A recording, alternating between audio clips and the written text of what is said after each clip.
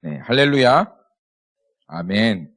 우리를 부르시는 주님을 찬양합니다. 오늘 세부대 헌신 예배를 드리는데 하나님 앞에 어떤 말씀을 좀 특별하게 로마서에서 나누면 좋겠지만 하나님께서 우리 세부대 헌신 예배에 좀 새로운 말씀을 주셨으면 좋겠다 하면서 이렇게 기대하면서 기도하였는데 오늘 이 본문 말씀을 주셨습니다. 오늘 본문 말씀은 이스라엘의 가장 위대했던 사사 중에 한 사람이었던 기드온이 하나님께 사사로 부르심을 받는 그런 말씀입니다. 여러분, 사사가 어떤 사람인지 아십니까? 사사는 이스라엘 백성이 아직 왕이 없었을 때, 아직 왕이 아니고 이렇게 족속끼리 이렇게 있었을 그때 하나님께 부르심을 받아서 이스라엘을 이방인의 손에 건져내시고 또 이스라엘을 하나님의 백성답게 살아가도록 통치했던 사람들이 바로 사사였습니다. 이스라엘 백성 중에서 사사시대라, 이스라엘의 그 역사 가운데서 사사시대라 하면 가장 암흑했던 시대다라고 역사가들이 그렇게 말합니다. 그런데 그 캄캄하였던 그 시대, 아주 암흑했던 그 시대에 정말 이 하늘에 빛나는 그 별과 같이 그 시대에 빛이 되었던 사람들이 사사이고, 그리고 그 중에서도 가장 찬란하게 그 빛을 비춰냈던 그 사람이 기드온이라고 하는 사사였습니다. 그리고 오늘 그 기드온이 부르심을 받는 그 장면을 통해서, 말씀을 통해서 우리가 한번 그 말씀을 살펴보고 그 말씀을 통해서 좀 은혜를 받기를 원합니다. 오늘 말씀을 보면 이 말씀의 배경이 되는 것이 그 사사기 6장 1절 말씀입니다. 우리 사사기 6장 1절 말씀 한번 가보죠. 그 사사기 6장 1절에서 하나님께서 강조하신 단어가 딱 한 글자로 나와 있는 단어가 있는데 그 단어가 무엇이냐면 또라고 하는 단어입니다. 이스라엘 자손이 또 여호와의 목전에 악을 행하였으므로 여호와께서 7년 동안 그들을 미디안의 손에 넘겨주시니. 또라고 하는 말씀을 하나님께서 강조하시는 이유는 무엇이냐면 이스라엘의 가장 어두웠던 시대로 그 사사 시대가 꼽히는 이유가 바로 이 또라고 하는 단어에 있습니다.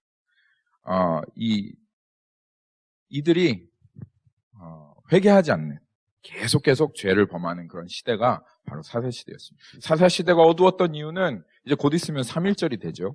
여러분, 3.1절, 3월 1일이 곧 다가옵니다. 3.1절이 되는데 외세가 침략해서 일제치하에 살아갔기 때문에 이 사사시대가 어두우냐? 물론 이 사사시대는 굉장히 외세가 침입하는 그런 시대였기도 합니다.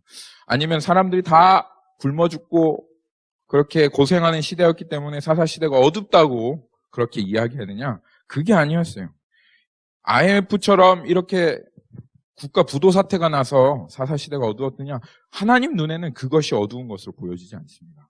오히려 그때는 우리가 더 하나님을 구하고 막 산으로 올라가 산기도를 하고 떼거지로 그렇게 기도를 하면 그 시대는 어두운 시대가 아니에요. 오히려 소망이 있는 시대요. 그리고 하나님께 나아갈 만한 시대입니다. 그럼에도 불구하고 이 사사시대가 가장 어두웠던 시대로 그렇게 여겨진 이유는 이스라엘 백성들에게는 이 또라고 하는 단어가 이야기하는 것처럼 회개가 없었어요. 아니, 회개가 없다고 하기보다는 회개를 모르는, 회개가 뭔지를 모르는 사람들이, 그래서 회개가 뭔지를 모르기 때문에 회개할 줄을 모르는 그런 시대가 바로 이 사사시대였다 이 말입니다. 그래서 이 사사시대가 어두웠다라고 하나님께서 말씀하십니다. 죄를 범하면 하나님께서 징계하시는데도 계속 죄를 범하고, 그러면 하나님이 또 구원해 주시고, 그러면 회개를 해야 되는데 이제는 다시는 그 자리로 나아가지 않는 것이 회개이죠. 돌이키는 것, 마음을 돌이키는 것이 회개인데 회개를 하지 않고 여전히 또 죄를 범하는 그 자리로 나아가고 그 상황이 점점 더 악화되어져 가는. 그러니까는 똑같은 죄를 범하는 게 아니라 한번 회개를 하고 나서 한번 하나님께서 구원해 주시고 나면 더 끔찍한 죄악의 자리로 나아가는, 하나님을 반역하는 시대가 바로 사사 시대였습니다. 그 사사 시대 중에서도 이 기드온이 부름을 받은 그 시대, 정말 끔찍한 암흑한 시대였죠. 이 사사기 5장 말씀을 보면 이 드보라와 바락이라고 하는 사사를 일으킵니다. 그래서 가나안 왕 야빈이라고 하는 사람이 있었는데 그 야빈의 정수리에 하나님께서 그 한 여인, 아주 힘없는 여인을 통해서 야빈의 정수리에 대못을 박으셔서 그 왕을 죽이시고 결국 이스라엘을 그 가나안 왕 야빈의 손에서부터 건져내신 그 일을 하셨어요. 금세 하셨는데, 근데 여기 이 사사기 6장 1절에 보면 또 여호와의 목전에서 악을 행합니다. 그래서 하나님께서 말씀하시기를 이 백성이 내 목전에서 악을 행하였기 때문에 내가 이 백성을 미디안의 손에 넘겨주겠다. 그렇게 성경에 지금 써여 있죠. 그래서 여호와께서 7년 동안 그들을 미디안의 손에 넘겨주시니, 하나님께서 이스라엘 백성의 왕이고 통치자이신데 이스라엘 백성이 하나님의 우리의 통치자이심을 거부하고, 그리고 하나님께서 통치하시는 것을 싫어하고 반역하였기 때문에 하나님이 아닌 다른 백성을 손을 통해서 하나님께서 그러면 네가 한번 너 혼자 살아보아라 라고 그렇게 하니까 이제는 하나님이 통치자가 된 것이 아니라 그 백성들을 다스리고 통치하는 자들이 미디안 족속이 되었다. 그렇게 얘기하는 것입니다. 우리가 하나님의 통치를 거부하고 하나님을 왕으로 섬기지 않을 때 우리가 마치 왕이 되어질 것처럼 생각하지만 우리보다 강한 자들이 우리들의 왕이 되어지는 것이 오늘 이 말씀에 잘 나와 있습니다. 그리고 하나님의 말씀을 반역하고 따라서 살지 않았으면 좋았을 줄 알았는데 하나님의 보호하심과 통치하심이 사라지자마자 미디안의 압제가 시작된 거예요. 그래서 도망치고 숨어 지내는 신세가 되어버렸더라. 그럼 말씀 한번 보십시오. 어떤 신세가 되었는지. 그래서 7년 동안 미디안의 손에 넘겨주었더니 미디안의 손이 이스라엘을 이긴지라. 이스라엘 자손이 미디안으로 말미암아 자기의 그 거주지를 다 잃어버리고 말았어요. 그래서 어디로 가게 되었어요? 산으로 가게 되었어요. 웅덩이로 가게 되었어요. 굴과 산성을 짓고 자기들 위해 만들고 그리고 거기에서 숨어 살면서 근근히 먹고 사는 신세가 되었어요. 그런데 이 미디안 족속들에게 오늘 보면 말씀에 특징이 있습니다. 이 미디안 족속이 괴롭히는데요. 이 미디안 족속이 괴롭히는 방법이 뭐냐면 먹을 걸 뺏어가는 거예요. 그래서 보면 이스라엘이 파종한 때면 미디안과 아말렉과 동방 사람들이 치러 올라와서 진을 치고 가사에 이르도록 토지 소산을 멸하여 이스라엘 가운데 먹을 것을 남겨두지 아니하며 양이나 소나 나귀도 남기지 아니하였으니, 이게 이 미디안 족속의 특징이에요. 파종할 때가 되면 막 벌떼같이 달려들어가지고 완전히 그냥 땅을 엉망진창으로 만들어 놓고 먹을 것을 하나도 남겨두지 않는 거예요. 그것도 1년, 2년이 아니라 7년 동안 미디안 족속이 계속 이런 일들을 행하니까 5절에 보면 이 메뚜기처럼 달려드는 이스라엘 백성이 이 미디안 족속을 이겨낼 재간이 없는 거예요. 그렇죠? 그래가지고 전쟁을 해도 미디안의 손아귀에서 벗어날 수 없는 아주 고통스러운 나날들이 7년 동안이나 계속되었습니다. 말이 여러분 7년이죠. 한번 7년 동안 누가 와가지고 심어놓으면 뺏어가고, 그리고 늘 항상 굶주리는 그런 삶을 살아가야 된다고 한번 생각을 해보십시오. 그럼 정말 끔찍한 일인 것이죠. 그래서 급기야는 다시 자기네들이 버렸던 하나님께, 이 이스라엘 백성들이 하나님께 부르짖기를 시작합니다. 하나님 좀 살려주세요. 하나님, 저희가 하나님께 범죄하였습니다. 하나님 잘못했습니다. 하나님 저를 건져주세요 하고 지금 이렇게 이야기하는 시대가 지금 기드온이 부르심을 받았던 그 시대다라는 것을 우리가 알 수 있어요. 저는 이제 이런 입장에서가 아니라 기드온의 입장에서 봤을 때 저는 이 배경을 살펴보면서 기드온이 참 안 됐다 하는 생각이 들었어요. 정말 어려울 때 부르심을 받은 거예요. 그렇죠? 한 사람으로 없는, 하나님께서 기드온을 부르신 이유가 이 미디안의 손에서 이 이스라엘 백성을 건져내라고 하나님께서 기드온을 부르셨는데, 이 기드온 한 사람으로 행하기는 너무나도 막중한 일이에요. 여기 보세요. 낙타들이 얼마나 많고, 그리고 7년의 압제 동안 7년 동안 그 억압을 당했으면 지금 소망이 다 무너져버린 시대예요. 그리고 이 하나님께서 기드온을 부르실 때 뭐 어떤 특별한 무기를 준 것도 아니고 능력을 준 것도 아니라 오직 믿음으로 이것을 감당해 나아가는 자리로 이것을 부르신 거예요. 그래서 부르심과는 상관없는 사람이야 이렇게 말할 수 있겠습니다. 뭐 하나님께서 부르셨으면 하나님께서 다 책임져 주시겠지. 그냥 열심히 한번 해보는 거야 라고 그렇게 얘기할 수 있겠어요. 그런데 저는 부르심과 상관없는 사람이 아니지 않습니까? 그러니까 이 미디안의 이 기드온의 마음이 저 안에 좀 이렇게 느껴지는 거예요. 이 상황에서 부르심을 받은 기드온에게 감정이입이 되고, 야, 정말 안 됐다. 이 상황에서 정말 이것을 어떻게 감당할 수 있을까 하는 그런 생각이 좀 들더라고요. 그렇죠? 그런데 여러분, 가만히 한번 생각해 보십시오. 성경에 어디 좋은 상황에 부르심을 받은 사람이 있습니까?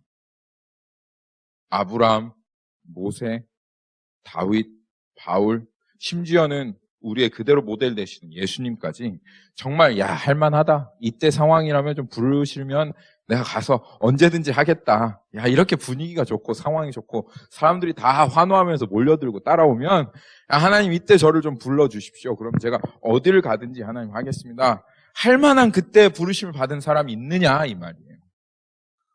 없어요. 한 사람도 없습니다. 장래가 보이지 않고 이렇게 사람들은 핍박하고 억압하며 하나님을 따라오지 않으며 그리고 이제는 소망이 없다, 절망이다 할 그때 모든 사람이 다 부르심을 받았습니다. 너무나도 캄캄하고 보이지 않는 상황과 환경에 아무런 무기도 없이 아무런 능력도 없이 맨몸으로 그 상황을 맞닥뜨려야 하는 그것이 하나님의 부르심이었어요. 하나님께 부르심을 받은 여러분, 이 자리에 앉아 있으신 분들은 적어도 하나님께 부르심을 받으신 분이십니다. 세부대로 부르심을 받았던 아니면 성도로 부르심을 받았건 간에 주님은 밝은 세상에 더 밝은 빛으로 우리를 부르지 않으셨습니다. 주님은 어두운 세상에 빛으로 우리를 부르셨습니다. 또 주님은 이 세상이 부패해 있기 때문에 그 부패한 세상에 소금으로 부르셨고 이 세상이 캄캄하기 때문에 캄캄한 이 세상에 촛불과 같은 존재로 우리를 부르신 것입니다. 만약 우리가 이 부르심을 생각할 때 하나님께서 부르신 이 자리에서 내가 부르신 이 어떠한 사명을 어떻게 감당해내지? 라고 생각하며 이 상황과 환경을 바라본다면 절망할 수밖에 없어요.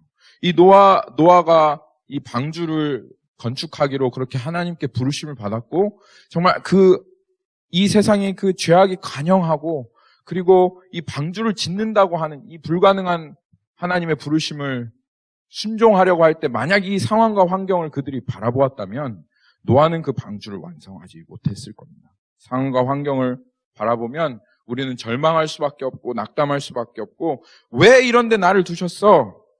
라고 원망하고 불평할 수밖에 없습니다. 모든 것이 망쳐진 것 같고 뭔가를 이룬다는 것이 불가능하다는 생각이 들 수 있어요. 하지만 여러분 이걸 기억하시면 좋겠습니다.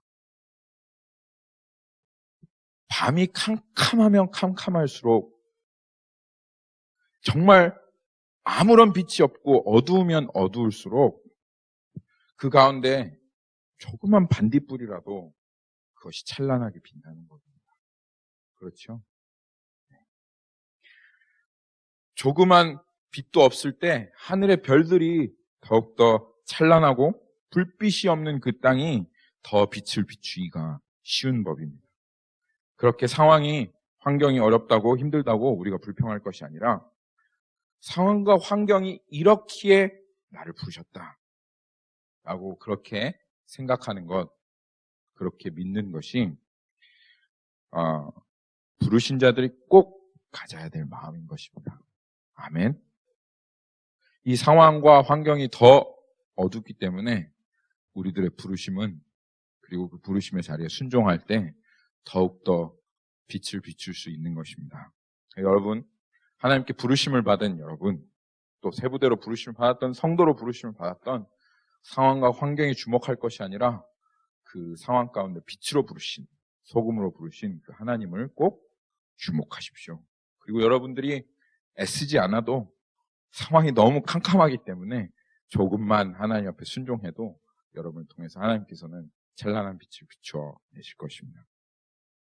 그리고 이제 이 배경을 보면서 기드온이 참 어렵지만 그 부르심에는 너무나도 큰 의미가 있다라고 하는 것을 살펴보았습니다. 두 번째로 부르심을 받은 우리들은 하나님의 자비하심을 꼭 기억해야 됩니다.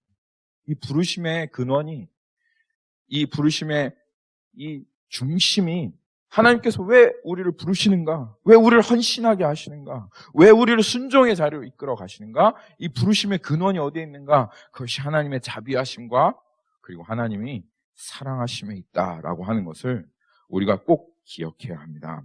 여러분이 사사기 7절 말씀부터 6장 7절 말씀부터 10절 말씀을 한번 보십시오. 이스라엘 백성이 미디안의 압제가 더욱더 심해지고 7년 동안 계속 먹을 것을 빼앗기며 그렇게 고통하는 가운데 결국은 다시 하나님께 나와서 하나님 살려주세요 부르짖을 때 이 7절부터 10절까지의 내용은 하나님께서 그 부르짖음에 이렇게 응답하시는 내용이에요.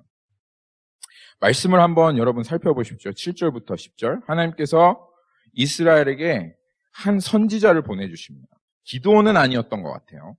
기드온은 아니라 하나님께서 이 부르짖는 이스라엘 백성이 응답하시려고 부르짖었으므로 이스라엘 자손이 미디안에 말미암아 여호와께 부르짖었으므로 여호와께서 이스라엘 자손에게 한 선지자를 보내셨다 그렇게 말씀하시죠. 그래서 한 선지자를 보내셔서 그들의 부르짖음에 지금 하나님께서 응답하시는 내용이에요. 그런데 여러분들이 이 내용을 가만히 살펴보시면 부르짖음에 대해서 하나님께서 조금 동문서답을 하시는 것 같아요. 좀 엉뚱한 얘기를 하시는 것 같아요. 하나님 살려주세요라고 이렇게 부르짖는데 하나님 말씀을 한번 가만히 살펴보십시오. 여호와께서 이스라엘 자손에게 한 선지자를 보내시니 그가 그들에게 이르되 여호와께서 이같이 말씀하시기를 이제 하나님께서 이스라엘 백성에게 말씀하시는 것이죠. 이스라엘 하나님 내가 너희에게 애굽에서 인도하여 내며 내가 너희를 그 종 되었던 집에서 나오게 하며 내가 이렇게 너에게 하지 않았느냐 이렇게 말씀하시는 거죠. 애굽 사람의 손과 너희를 학대하는 모든 자손에게서 너희를 건져내고 그들을 너희 앞에 쫓아내고 그 땅을 너희에게 주었다. 그래 내가 그 사람들 애굽에서 너희를 건져내고 그리고 학대하는 손에서 너희를 구원해내고 그리고 너 앞에 있는 사람들 다 쫓아냈다. 그리고 그 땅을 가나안 땅을 너희에게 주었다. 내가 또 너희에게 이르기를 나는 너희 하나님 여호와니 너희가 거주하는 아모리 사람들의 땅의 신들을 두려워하지 말라 하였으나 너희가 내 목소리를 듣지 아니하였느니라 하셨다 하니라 하고 이 말씀이 이렇게 끝나요. 그래서 내가 너희들에게 이렇게 주었고 이렇게 건져내 주었고 다 했는데 그래서 내가 너희에게 내 말을 잘 들으라 내 말을 청종하라 그렇게 말했는데 근데 그 사람들 두려워하지 말라라고 말했는데 너희가 내 말을 듣지 않았다 라고 지금 하나님께서 그렇게 말씀하시는 거예요. 그러면 이 말씀의 이 뉘앙스가 어때요? 우리가 생각하기는. 이 사람들이 막 부르짖을 때 하나님께서 이렇게 말씀하시는 그 말씀의 뉘앙스가 어떻습니까? 내가 그러니까 너희들한테 다 이렇게 해줬고 했는데 너희들이 내 말 안 들었잖아 라고 이렇게 말씀하시는 것 같아요. 그렇죠? 그러면 이 기도에 응답해 주시겠다는 말이에요? 안 응답해 주시겠단 말이에요? 응답해 주시겠단 말이에요? 안 응답해 주시겠단 말이에요? 우리가 그렇게 말하면 강은 형제, 내가 강은 형제한테 얼마나 잘해줬는데 강은 형제가 저한테 한 5만 원만 빌려달라고 그랬어요. 50불만. 근데 강은 형제한테 내가 얼마나 잘해줬는데 강은 형제가 나한테 50불 그때 빌린 것도 안 갚았잖아. 근데 나한테 50불 또 빌려달라고 하는 거야? 이렇게 말하면 그러면 우리들 사이에서는 강은 형제 내가 빌려주겠단 말이야? 안 빌려주겠단 말이야? 안 빌려주겠단 말이에요. 우리들 사이에는 안 빌려주겠단 말이에요. 그런데 하나님께서는 이렇게 말씀하시지만 어떻게 하십니까? 여전히 기드온을 보내주십니다. 말씀은 이렇게 하시지만 너희들이 내 말을 듣지 않았다 하시지만 여전히 이스라엘 백성의 기도에 응답하시고 그리고 이스라엘 백성들을 구원할 계획을 하나님께서 마음에 품고 계시는 거예요. 이것이 하나님의 자비예요. 이것이 하나님의 인자하심이에요. 말씀은 이렇게 무섭게 하시고 우리에게 회개하라고 하시고 우리의 기도와 부르짖음을 안 들어주실 것 같이 우리들은 그렇게 생각할 만한 말씀을 하시지만 여전히 하나님께서는 이스라엘 백성의 기도를 들으시고 응답하십니다. 부르심을 받은 여러분, 하나님은 어느 순간에도 자비하십니다. 그리고 그 자비를 베푸시는 분이심을 여러분 잊지 마십시오. 그리고 이 하나님의 자비하심과 인자하심을 생각하며 또 우리가 그 하나님의 오래 참으심을 생각할 때 우리들에게는 어떠한 상황에도 낙담하지 않는 힘이 생겨납니다. 이렇게 상황이 악한데 그리고 사람들이 이렇게 하나님을 버린 것 같은데도 하나님은 이렇게 말씀을 우리에게 무섭게 하셔도 그 마음 안에는 여전히 우리들을 향한 사랑과 자비로 가득하다. 그리고 그 인자로 불타고 계시다라고 하는 것 여러분 잊으시면 안 됩니다. 그리고 우리가 부르심을 받았다고 하면 강은아, 드림아 이렇게 우리들에게 하나님께서 우리를 부르셨다고 하면 그 부르심은 어디에서부터 비롯된 것이냐 하면 이 하나님의 인자하심과 자비하심에서 비롯된 것임을 기억해야 합니다. 히브리서 12장 3절 말씀 한번 볼까요?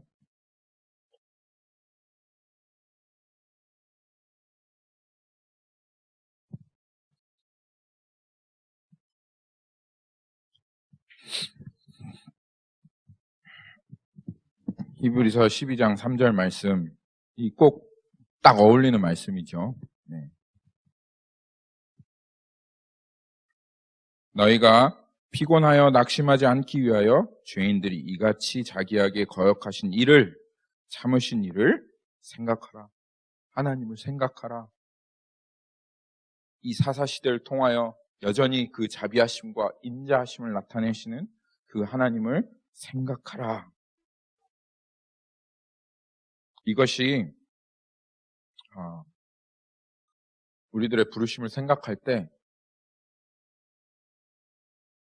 저 사람들에게 하나님 무슨 일을 하시겠어? 저들은 하나님을 버렸는데 하나님이 저들을 당연히 버리셨겠지.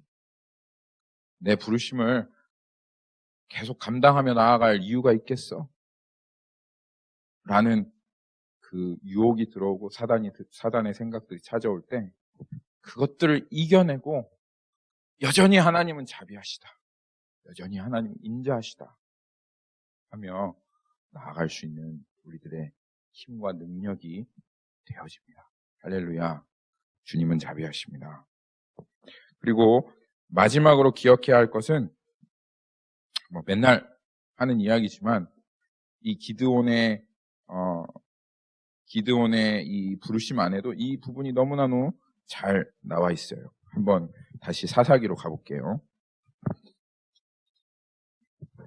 사사기 6장 11절 말씀 한번 보세요. 11절 말씀을 보시면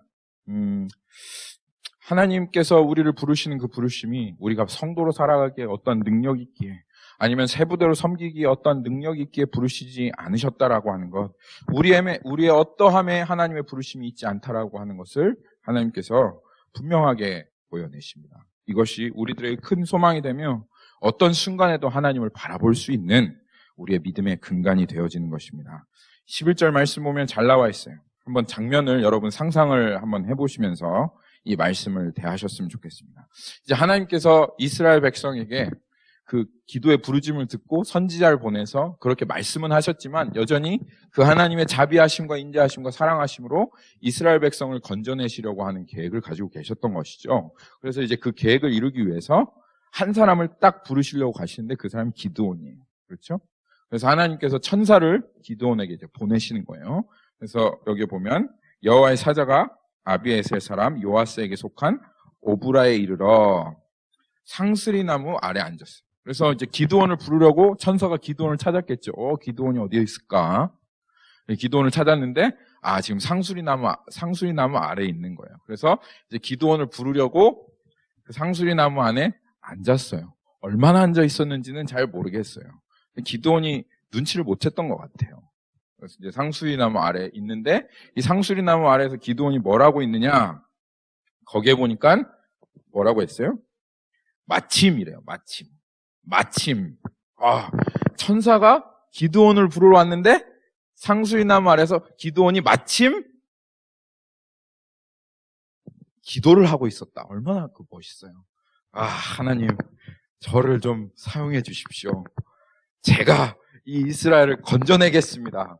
저를 불러만 주신다면 제가 하나님 이스라엘 백성 이 미디안의 손에서 건져내도록 나아가겠습니다. 이러면 마침이죠. 그렇죠? 기도원이 마침 기도를 하고 있었는데 하나님께서 그 기도의 응답으로 이 천사를 보내주셨다. 아니면 마침 머리를 막 굴리고 어떻게 하면 이스라엘 백성을 건져낼 수 있을까? 라고 그렇게 하고 있었을 때 천사가 나타났다. 이러면 정말 마침이죠. 그렇죠? 아니, 범이 형제가 하나님 저에게 좀 응답을 해 주십시오 이러면서 3일 금식하고 있는데 천사가 딱 나타났다. 그럼 얼마나 모양새가 좋아요. 마침 아니에요, 마침. 그렇죠? 근데 그럴 때 나타나신 게 아니라 이 기드온이 뭘 하고 있었을 때 나타나냐면 그 포도주, 술 짜는 그 틀에서 지금 타작을 하고 있는 그런 상황이에요. 무슨 이야기냐면 옛날에 그 포도주 즙틀은 이렇게 그 땅을 파서 그 땅 깊이 이렇게 만들어 놨습니다.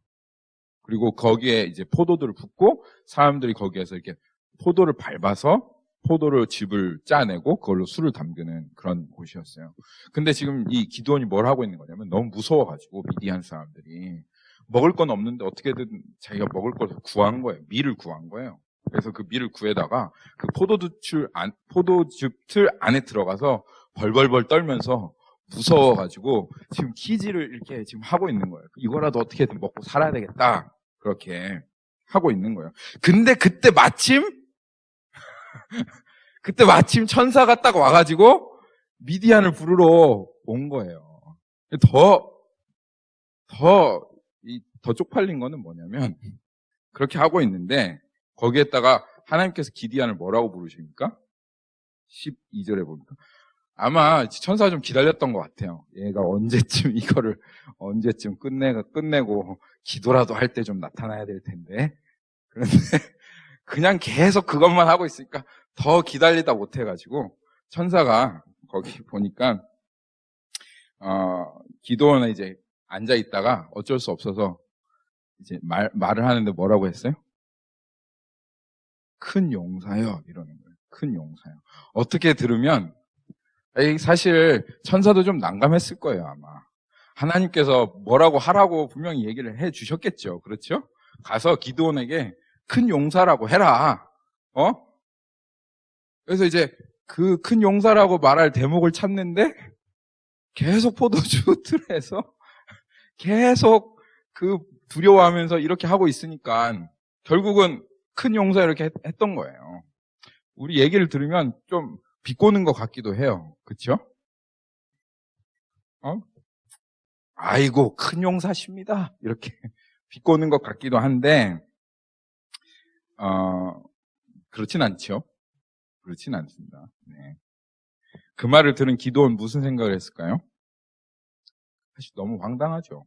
자기 꼬락서니를 보면 지금 무서워 숨어서 이렇게 키지를 하고 있는데 그 키지를 하고 있는 상황에서 딱 나타나서 큰 용사여 하는 이런 얘기를 듣는 이게 믿겨지지도 않고 자기가 한 꼬락서니가 큰 용사로 불리기엔 너무 합당하지 않다라고 하는 것을 이 기드온은 분명히 알고 있었을 것입니다. 근데 여기 마침이라고 쓰여 있잖아요. 마침. 그렇죠? 하나님께서 이거 모르시고 하셨을까요?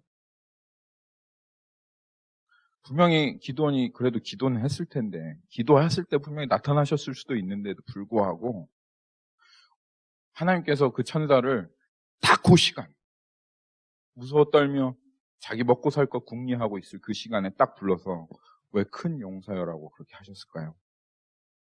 저는 거기에 하나님의 뜻이 숨어 있다고 생각합니다. 기드온이 이때를 생각하면서 내가 어떻게 부르심을 받은 자인지 그 마음 가운데 아주 도장이 찍혀지도록 기드온 당신 어떻게 부르심 받았어? 라고 물어보면 나 키질 하고 있을 때 무서워서 벌벌 떨고 있을 때 천사가 나타나서 나에게 큰 용사라고 그렇게 얘기했어.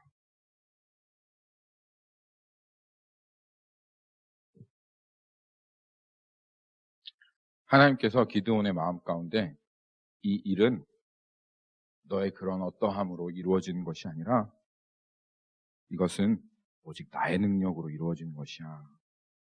그래서 하나님 말씀하실 때 큰 용사여 왜 그가 큰 용사이냐 라고 말씀하시는데 그에게 뭔가 특별한 것이 있었기 때문에 뭔가 뛰어난 것이 있었기 때문이냐? 아니라는 거예요.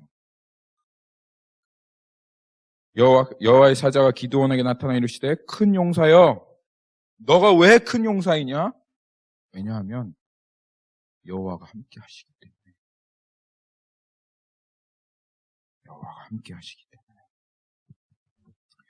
여러분, 여호와께서 하나님께서 우리들에게 큰 용사라고 하시면 그러면 우리는 누가 뭐래도 큰 용사입니다. 우리가 아무리 그 술틀에 들어가서 벌벌 떨며 그 키질을 하고 있다 할지라도 하나님께서 기드온에게 너는 큰 용사다 라고 말하면 기드온은 큰 용사인 거예요. 그리고 그 모든 근거는 하나님께서 기드온과 함께 하시는 그것에 있습니다. 누가 큰 사람입니까? 이 땅에 누가 용사입니까? 다른 사람이 아닙니다. 말 잘하는 사람, 능력 있는 사람, 그 모든 것들을 하나님께서는 다 부끄럽게 하실 것입니다. 누가 큰 용사입니까? 누가 큰 자입니까? 근거는 단 하나 있습니다. 여호와께서 함께 하시는 사람. 하나님께서 함께 하시는 사람. 그 사람이 큰 사람입니다. 하나님께서 우리와 함께 하시면 우리는 작을지라도 우리는 못났을지라도 여호와께서 함께 하시기에 우리는 큰 용사입니다. 하나님께서 우리를 부르셨는데 하나님께서 우리와 함께 하시지 않겠어요? 하나님께서 우리와 함께 하세요. 우리 옆 사람을 보면서 이렇게 선포합시다. 아이고 큰 용사님 이렇게 아이고 우리 큰 용사님 여호와께서 함께 계십니다. 이렇게 우리 선포합시다. 큰 용사님 여호와께서 함께 하십니다. 우리 한번 선포하십시다. 할렐루야. 할렐루야. 큰 용사님들 주님이 함께 하시기에 우리는 큰 용사입니다. 뭐 내가 크다 그런 말이 아니고 주님이 함께 하시기에 우리는 큰 용사입니다. 그래서 우리 서로를 여호와께서 함께 하시는 서로를 큰 용사로 부르기에 조금도 부족함이 없습니다. 이렇게 부르시는데도 기드온 안에는 오늘 말씀에 보면 의심이 가득합니다. 13절에 보면 기드온이 그 천사에게 대답하는 거예요. 오, 나의 주여. 나를 지금 당신이 큰 용사라고 불렀고 내가 큰 용사인 이유가 여호와께서 함께 하신다, 함께 하시는 것 때문이다 라고 하는 것을 내가 들었습니다. 그거 정확하게 들은 거예요, 이 기드온이. 기드온이 그에게 대답하되 오, 나의 주여 여호와께서 우리와 함께 하시면 그래요? 정말 여호와께서 우리와 함께 하신단 말이에요?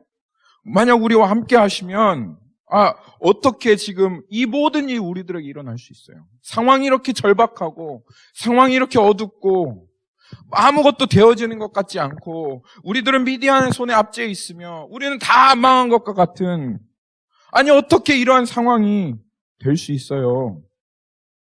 하나님께서 살아계시다는 증거가 어디에 있습니까? 또 우리 조상들이 일찍 우리에게 이르기를 여호와께서 우리를 애굽에서 올라오게 하신 것이 아니냐 한 모든 이적이 그런 하나님의 기적과 이적이 다 사라져 버렸습니다.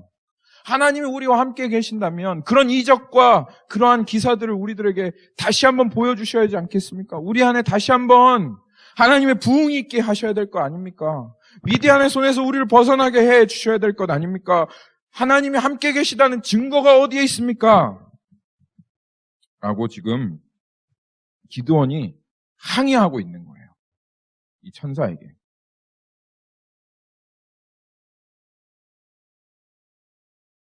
우리에게 이런 의심이 들 수도 있습니다. 정말 우리 안에 하나님 계신가? 그렇다면 하나님 계신 증거들을 우리에게 나타내 주셔야지. 그럼 하나님이 우리 안에 계신 증거가 어디에 있어? 하나님이 정말 살아계시다는 기적과 이사가 어디에 있어? 나 부르심 받은 거 맞는 거야? 라고 하는 그러한 이 의심이 우리 들어올 수 있어요. 그런데 오늘 하나님께서 그 기드온에게 하시는 그 이야기를 들어보십시오. 여호와께서 그를 향하여 이르시되 너는 가서 너의 이 힘으로 이스라엘 미디안 손에서 구원하라. 내가 너를 보낸 것이 아니냐 하시니라. 하나님께서 말씀하시는 게 뭡니까? 증거가 어디에 있습니까? 하나님께서 함께 하시는 그 증거가 어디에 있냐고 기드온이 항의하자 하나님께서 하시는 게 너야! 네가 바로 그 증거가 아니냐라고 하나님 말씀하십니다. 내가 이 이스라엘 백성과 함께하는 증거가 내가 너를 불렀다는 것이다. 네가 나의 증거이다. 그러니 너는 이 힘을 의지하고 가서 이스라엘 백성을 구원해내라. 내가 이스라엘 백성과 여전히 함께하고 있다라고 하는 것을 네가 가서 증인이 되어라. 가서 네가 증거로 삼어라. 라고 지금 하나님께서 얘기하시는 거예요.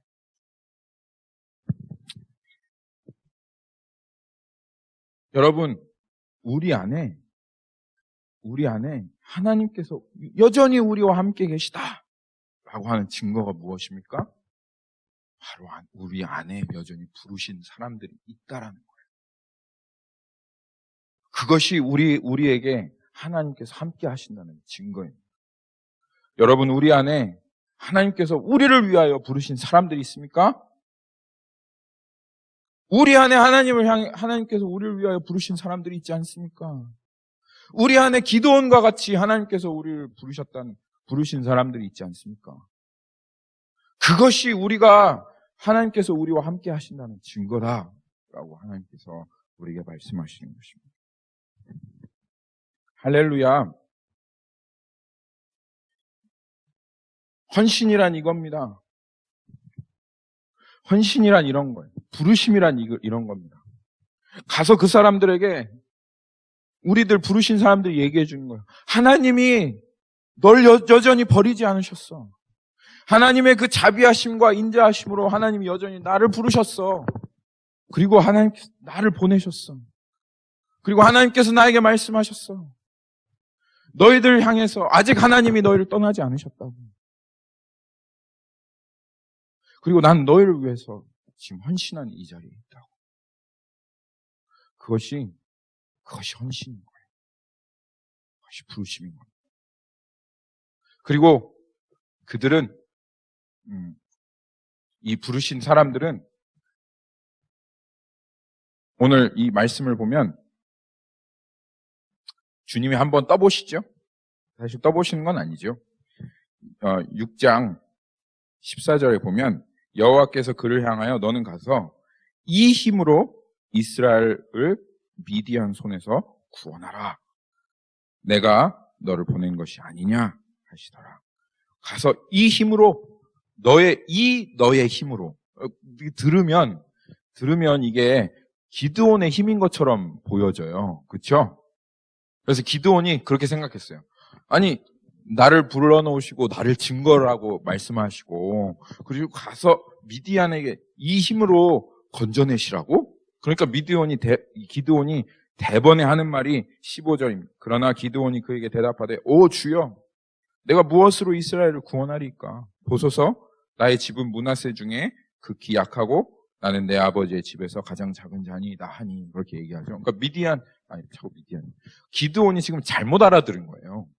하나님께서 이 너의 힘으로라고 그렇게 말씀하신 것은 사실 하나님께서 그런 뜻으로 네 힘으로 구원해라 라고 하신 뜻이 아닙니다.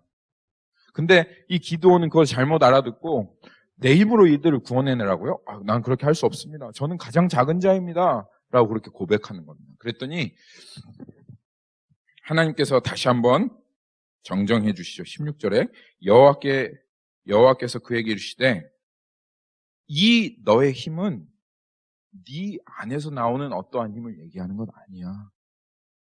너의 힘은 무엇이야? 너의 힘은 내가 반드시 너와 함께 하리니 내가 미디안 사람 치기를 한 사람 치듯 하리라. 이 너의 힘은 너의 안에 있는 힘이 아니라 내가 너와 함께 함으로 있는 너에게 있는 그 힘인 거야. 라고 하나님 말씀하시는 거예요. 여호와가 우리의 힘입니다. 부르심을 받은 자들에게 잊지 말아야 할 것이 이것입니다. 하나님께서 우리와 함께 하신다. 그리고 하나님께서는 다른 것을 의지하지 않기 원하신다. 우리와 함께 하시는 그 힘.